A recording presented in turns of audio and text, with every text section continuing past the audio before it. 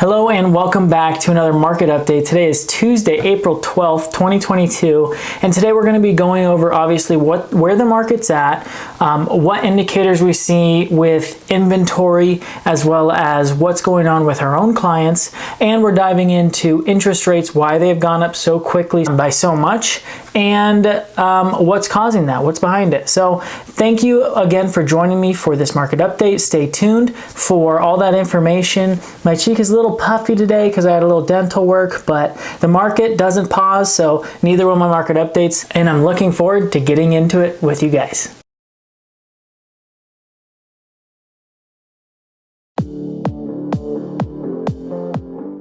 So as of right now, the market is sitting at 5,085 active homes that are sitting on the market. We saw 1,206 homes get posted this past week, with 630 homes go off the market, whether under contract or closing. And so that leaves a market net amount of 576 more homes on the market this week than last week.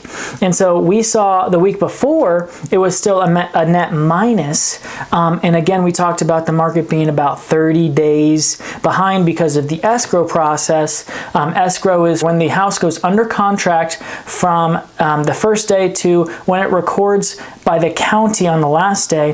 That is the escrow process, and it usually takes about 30 days. And we'll go over a video explaining the escrow process in its totality, but today that's kind of what we're going to be saying about it. And because the market is around 30 days behind because of that escrow process, we were seeing 30 days ago the interest rate had crept up to over 4.6%, around 4.625, something like that, and it had gone up tremendously. I remember being in the market last month with 4 or 5 buyers all looking at homes and being like, having to go back to their lender and say, hey, what are we approved for this week? What are we approved for this week? Because that number that they're approved for kept going down and down and down because interest rates kept going up and up and up.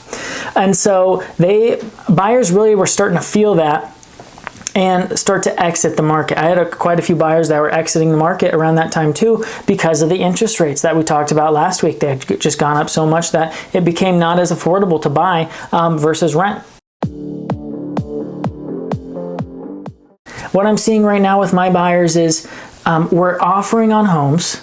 There's not as many offers as of like this week compared to like a month ago, 3 weeks to a month ago. I was offering on homes that had 29 offers on them, and these homes were going to go for around 400,000 or a little bit more than that.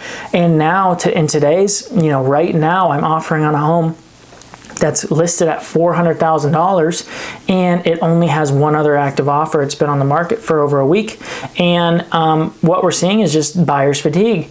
Buyers are being fatigued because it is a lot more expensive to buy, like we were saying.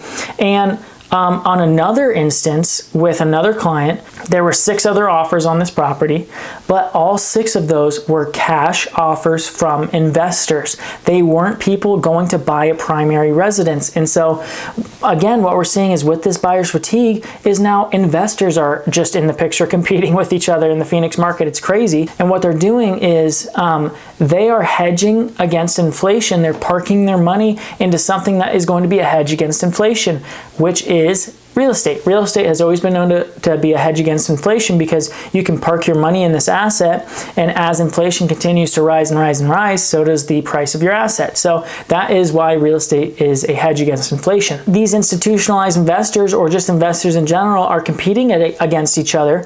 And I have an acquaintance within the institutionalized investor sector, specifically in the Phoenix market.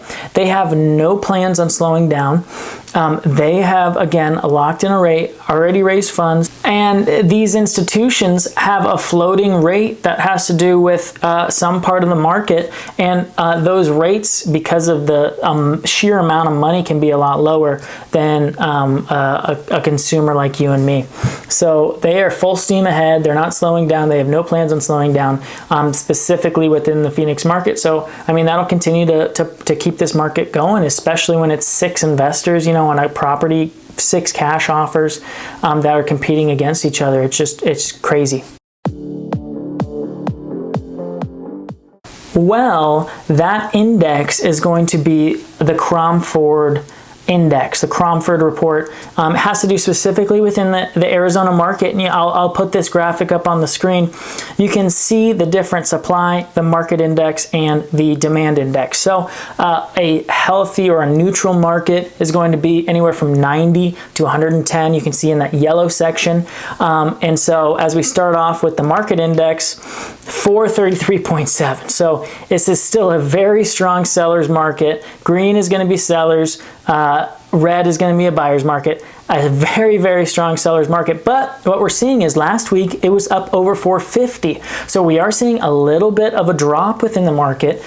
Specifically, we'll get to it, but let's get to the supply index next. We can see on the supply index we're at 24.4. So that is not even close to being neutral. Neutral's 90 to 110. We're at 24.4, so you can kind of see what is causing this market to be as crazy as it is, as many offers as we're seeing, is the supply. It's just, there's not a lot of supply. And then we'll go ahead and go over to the demand index. And we can see that this is the interesting part about this market right now, is the demand index is actually at 105.7. So we're seeing a neutral market with the demand index. And so when you take a neutral demand and a very, very small supply, it still is going to equal a tremendous seller's market at 433.7. Interest rates have gone up so much in the past 2 or 3 months specifically, and we're going to go ahead and talk about why that has happened. So I've had quite a few buyers come to me and be like, Riley, what is going on with this market? Why are the interest rates going up so much, so quickly? What's happening? So if you can remember, we had a lot of stimulus that was pumped into this economy over the economic crisis of COVID. The government was very scared about everything shutting down. You know, it was a crazy time, so they pumped a lot of money into the market. The Fed was buying like crazy. The Federal Reserve, that kind of controls money supply, was buying securities like crazy. Securities are things worth of value like bonds, stocks, options, things like that. So they were buying these securities like crazy, which let lenders and banks have access, and a ton of access to funds, so that they could, it was very cheap for them to get funds so that they could lend out funds. So that in turn made it cheap for consumers to get loans. In example, mortgage rates were, I think, down to like 2.6% at some point. My own home that I bought last year, 2.75 is what we got locked in for our rate. But as of right now, the Fed is trying to navigate how to control inflation. Inflation's up over 8.5%, I think a report was today, and according to the CPI, or Consumer Pricing Index. And so the Fed is really trying to work against inflation, bringing inflation down as much as they can. And so what do to bring inflation down? They make it harder for people to spend money. And so they, in turn, are now not buying securities, they're selling securities, making it harder for lenders and banks to have access to money, making it more expensive for the banks to have money and access to that money to lend out to consumers, making it more expensive to consumers. So, in turn, the Fed, because they're so scared of inflation, because inflation can really is really getting out of control, they want to curb consumer spending, meaning the demand is no longer there for a product, meaning prices will come back down. Thank you once again for joining me for this week's market update. My name is Riley Rhodes with Team Sierra Realty, and make it a great day.